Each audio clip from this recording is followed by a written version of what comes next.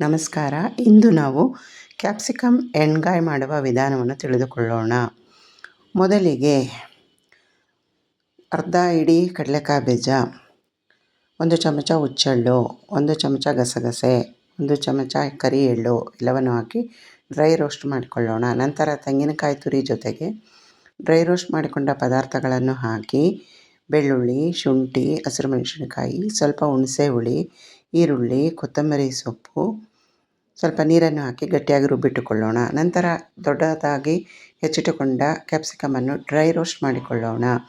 ಚೆನ್ನಾಗಿ ರೋಸ್ಟ್ ಮಾಡಿದ ನಂತರ ಬಾಣಲೆಯನ್ನು ಒಲೆಯ ಮೇಲಿಟ್ಟು ಎಣ್ಣೆಯನ್ನು ಹಾಕಿ ಸಾಸಿವೆ, ಜೀರಿಗೆ, ಕರಿಬೇವಿನ ಸೊಪ್ಪು, ಈರುಳ್ಳಿ ಎಲ್ಲವನ್ನು ಚೆನ್ನಾಗಿ ಫ್ರೈ ಮಾಡಿಕೊಂಡು ನಂತರ ಸ್ವಲ್ಪ ಟೊಮೆಟೊವನ್ನು ಹಾಕಿ ಚೆನ್ನಾಗಿ ಫ್ರೈ ಮಾಡಿಕೊಳ್ಳೋಣ.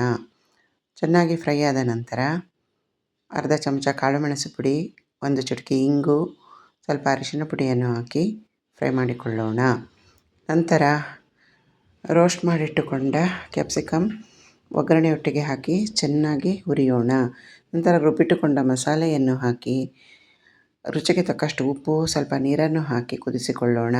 ಚೆನ್ನಾಗಿ ಕುದ್ದ ನಂತರ ಅರ್ಧ ಚಮಚ ಗರಂ ಮಸಾಲ, ಅರ್ಧ ಚಮಚ ಅಚ್ಚ ಖಾರದ ಪುಡಿ, 1 ಚಮಚ ಬೆಲ್ಲವನ್ನು ಹಾಕಿ ಕುದಿಸಿಕೊಂಡರೆ ಕ್ಯಾಪ್ಸಿಕಮ್ ಎಣ್ಗಾಯಿ ಸವಿಯಲು ಸಿದ್ಧ.